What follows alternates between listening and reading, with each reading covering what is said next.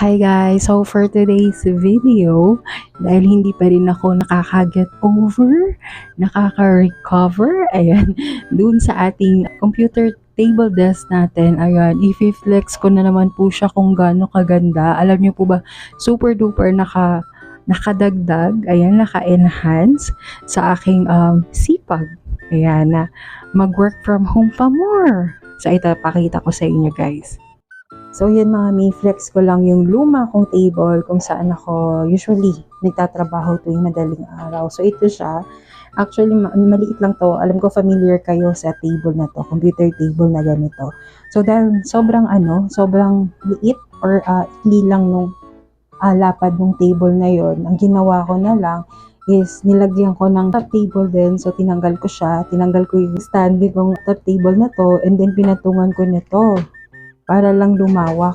And malawak pa po yung space. Imagine nyo po, yung space ko na yan, kasama pa itong aking mga buting-ting na yan.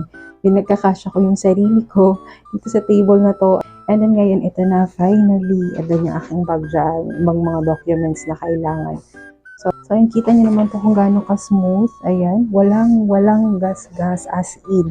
Sobrang legit po dito sa shop na to. Kasi walang gas-gas, talagang safe na safe po dumating yung item. Kasi usually minsan ang reklamo talaga natin, may gas-gas, may basag yung gilid. So ito, wala na ngayon. So proven and trusted na natin yung seller para dito sa product na to. So ito lang muna nilagay ko. Ayoko na masyadong maglagay ng maraming gamit kasi once na maumpisahan mo na, hindi na matitigil yung kakalagay-lagay mo ng gamit. So ayan, so pwede mo pa siyang lagyan na kung ano-ano dyan.